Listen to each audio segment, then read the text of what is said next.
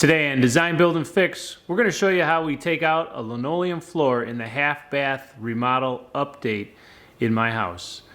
If you like the content, make sure you click the subscribe button and the notification bell. And always remember, life's about what you can do and it's based on what you know. So let's show you how we get this done.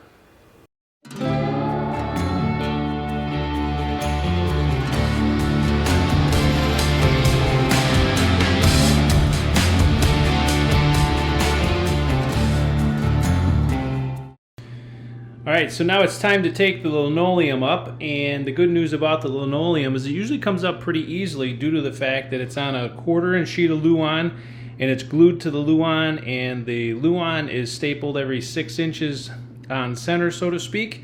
So all it really takes is a circular saw to cut it to that depth and it pulls right up. The only issues that we're going to have is, well, this area right here.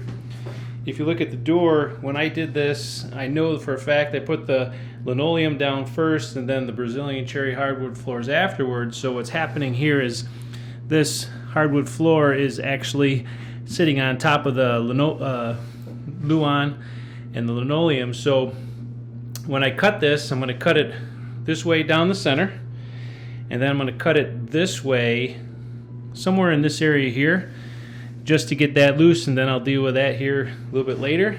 But the only other thing that you have to do is at your toilet flange, you got to make sure that you've removed the bolts, the screws that hold that down. And sometimes it's screwed down 2 times, 3 times, 4, sometimes 6.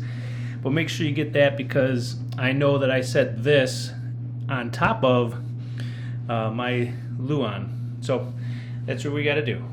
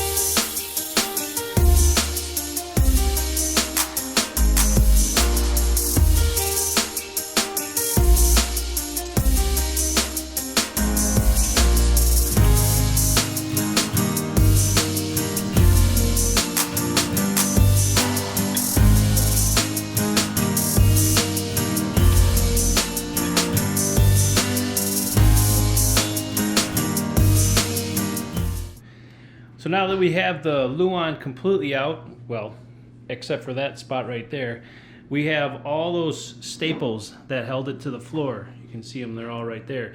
Now you have 2 options. You can either A, pull those out with a pair of pliers, or B, which is the better, I'm not sure better, but the faster way, just take a hammer and pound it down, because we're going to put some Hardiebacker board down over this. So it's not really going to matter. So you have to make sure all those staples are pushed down so it doesn't raise that backer board up. Shouldn't take too long, and then we'll deal with this situation. Alright, so now that you've taken the time to pound all those staples down, you're going to want to take your hand and brush it all the way across the whole floor everywhere, just to make sure you didn't miss one. And almost 100% money back guarantee you're going to miss one somewhere. So make sure you do that. Once you've done that and made sure everything is pounded down, go through with a shop vac and clean it back up again.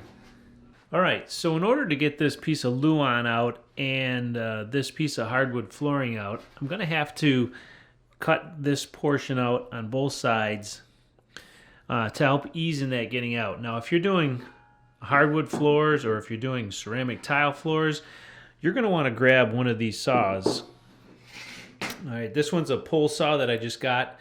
I haven't used it yet. I'll use it today. I really like this older version. It's 2-sided. It's got 2 different size teeth on both sides.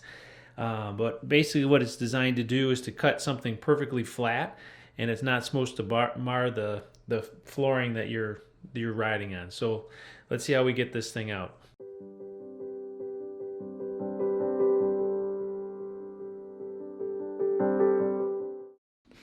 All right, so now I got to take this board out, and you can see I brad nailed it through the top. There's one there, one there. Looks like there's one there. There's probably one over here. So I'm going to have to cut that first, pry it up a little bit, and we'll see how we can get this thing out. So the reason I have to take this board out is because the board's tapered, and I got to get the luan out underneath it. Ultimately, you're going to want your tile to fall somewhere in the middle of where the flooring in here happens. So chances are I'm probably going to have to replace this because, as you can see, it tapers down here. All right, so to get this out, I'm going to take my Wonder Bar, hit it underneath where the nails actually come out, then take a hacksaw blade, not hooked to anything, and try and cut those out, and then see if I can wedge that up a little bit, then stick a straight edge in here, maybe a screwdriver, and slightly pry it out without marring up the other one. Not so concerned about this one, mostly because it's probably coming out. I'm not going to be able to reuse it anyways, so I just don't want to wreck those. So give that a whirl.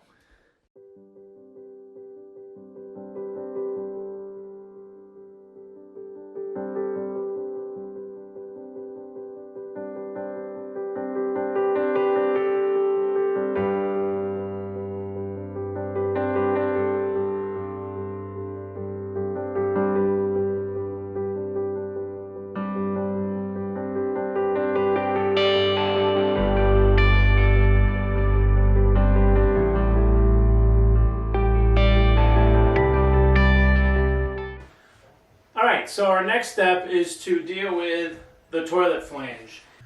So to replace a broken toilet flange, there's probably 3 or 4 different methods. A couple of them are easier, some of them are more difficult, but it just depends upon your application, and we do not have time in this video to show you that process, so that will be the next video that I produce.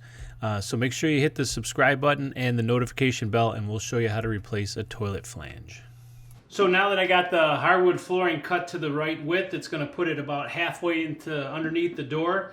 So depending upon who you ask, some people will say tar paper needs to go down, or some people will say plastic needs to go down before you put down hardwood flooring. Honestly, I've done it both ways. I prefer the tar paper, but they say that higher humidity basements require plastic, lower humidity basements require tar paper. If you're interested in learning how to put down hardwood flooring, there's a video that I produced. I'll put the link down in the description below. Take a hammer stapler, temporarily staple it into place, slide the hardwood flooring on top of it into the tongue into the groove, and then I'm going to take a flooring hammer, pound it in so it's nice and tight. Don't have to do too much of that. If you don't have a hammer for hardwood flooring, a scrap block of wood and a hammer will work fine. Don't take a hammer and hit it right onto that. You don't want to do that. Put a scrap block there and hit it that way. And then I'm just going to brad nail it. Not brad nail it, but use a finish nailer to put a little bit heavier duty finish nail into it. And then I'll just have to caulk the holes when I'm done. So make sure your floor is completely clean.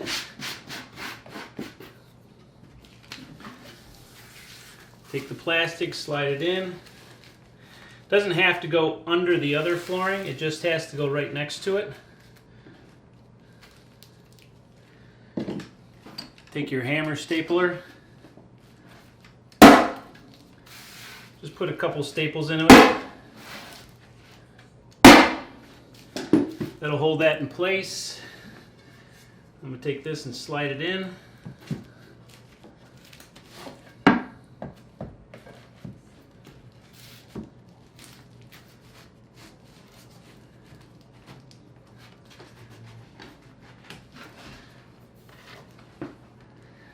Now it doesn't matter if it's centered left and right, just because the hardwood flooring doesn't expand this way, it expands this way. So not a big deal. I'm just gonna, just about who I am, I kind of got to make it even just for myself. So it's nice and even. I'm gonna push it into place.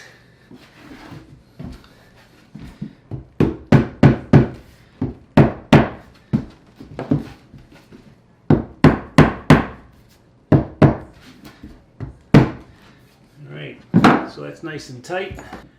All right, so after 2 failed attempts with my 15 gauge finish nailer, I got a couple of holes here I'm going to have to fill, but not a big deal. My 18 gauge finish brad nailer actually works. So I'm going to put the rest of the nails in. I think it should be perfectly fine.